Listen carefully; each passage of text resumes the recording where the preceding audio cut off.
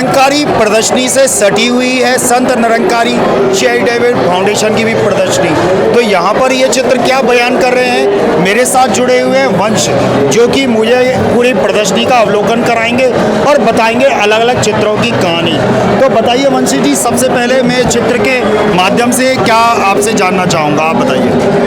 तो ये जो आप चित्र देख रहे हैं ये हील जो एक है हमारा सेक्शन, जहाँ आप जानते हैं कि एसेंसी है संत निरंकारी चैरिटेबल फाउंडेशन के 3 सेक्शंस, 3 पिलर्स हैं, हील, एनरिच, एम्पावर।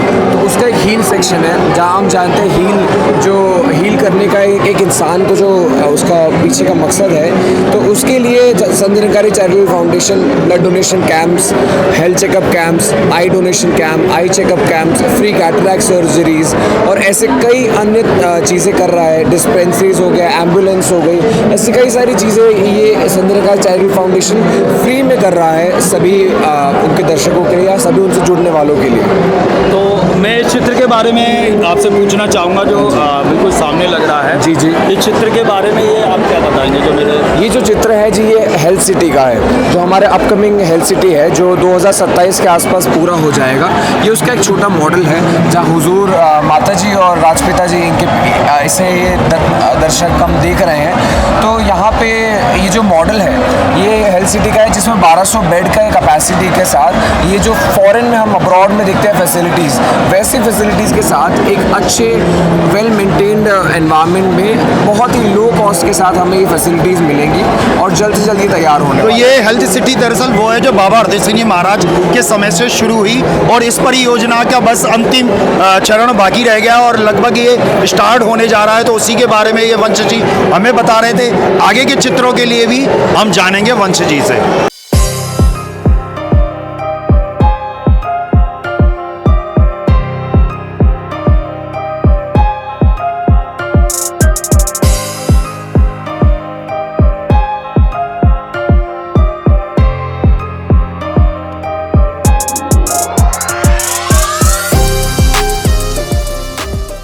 तो वंशी जी बताइए, इस हम ब्लॉक में आ गए तो यहाँ ये चित्र क्या बयान कर रहे हैं? तो ये जो दूसरा हम ब्लॉक में आए हैं एनरिच, यहाँ पे आप लोगो देखेंगे, यहाँ पे लिखा है नर्चरिंग यंग माइंड्स।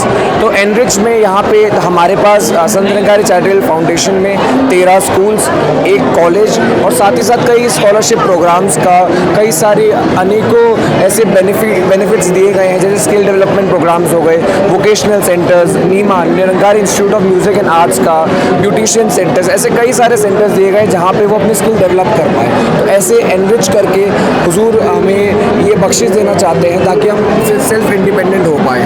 मतलब संत निरंकारी चैरिटेबल फाउंडेशन शिक्षा के क्षेत्र में भी बहुत अच्छा काम कर रहा है, युवाओं को और बच्चों को आगे शिक्षित करके उन्हें उनके मुकाम तक पहुँचाने का कार्य कर। जी।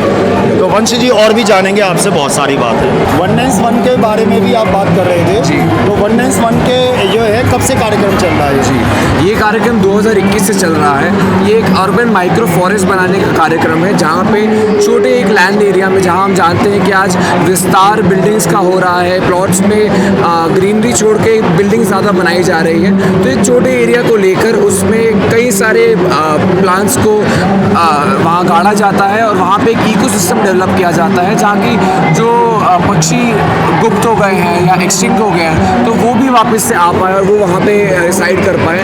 पहले 2021 में इसकी शुरुआत में 1,30,000 जितने प्लांट्स लगाए गए थे। इसकी ग्रोथ आज 2024 में 5 लाख हो चुकी है जी। 5 लाख ग्रोथ हो चुकी है। तो अब ये जानिए कि संत निरंकारी मिशन की एक सामाजिक संस्था है संत निरंकारी चैरिटेबल फाउंडेशन और उसके बैनर तले ये पूरे देश में समाज में हम देखते हैं कि क्या सामाजिक योजना है और उस पर ये संत निरंकारी मिशन काम कर रहा है।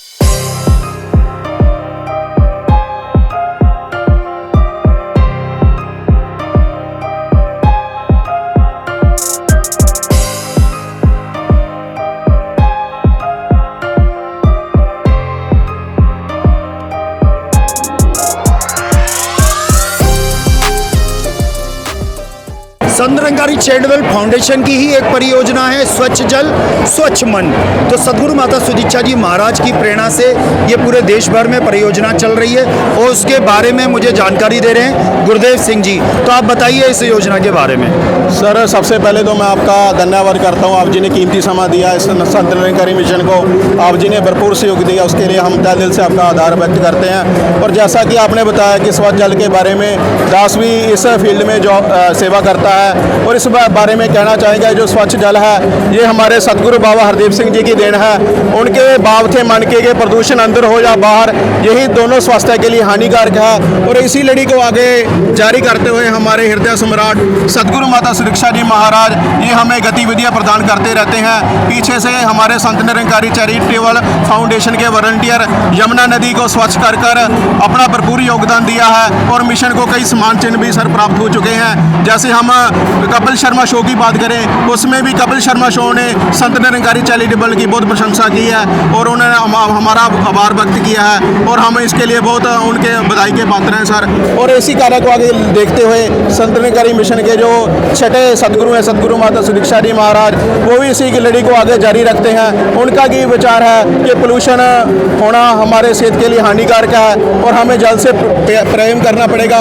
यदि हाँ इंसान प्रकृति से प्रेम करेगा फिर भी वो आत्मिक आनंद प्राप्त कर सकता है। जैसे कहते हैं गुरसिख हमेशा आनंद में रहता है, अगर प्रकृति से प्रेम करेगा फिर इस परमात्मा से भी जुड़कर भक्ति भाव का जीवन व्यतीत कर सकेगा। तो अमृत परियोजनाओं की जो और भी गतिविधियां हैं वो भी हम देखेंगे आगे, बने रहिए मेरे साथ। तो अमृत परियोजना के बारे में हमारे साथी और क्या बताते हैं जानते हैं। सर, प्रोजेक्ट अमृत योजना के बारे में जैसे हमने पहले भी बताया है कि सतगुरु बाबा हरदेव सिंह जी ने यह मुहिम स्टार्ट की थी और उनका ये दिशा था कि जो नौजवान है जो संत निरंकारी मिशन के वॉलंटियर हैं सेवादार है वो तन मन धन से साफ सफाई में भी आ गया है। जैसे नाम से ही पता चल रहा है जल प्रोजेक्ट अमृत, जल भी अमृत के समान होता है सर।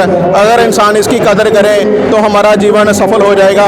जैसे वो काव्य भी है, जल है तो कल है, जल के बिना हमारा जीवन बिल्कुल व्यर्थ है, अधूरा है। अगर इंसान जल की कदर करेगा और इसे बचाएगा, बूंद बूंद आज हर इंसान पानी को वेस्ट बढ़ा रहा है, अगर बूंद बूंद से गागर में सागर भरने का प्रयास करेगा तो एक स्वच्छ मानव रूप निखर कर सामने आएगा।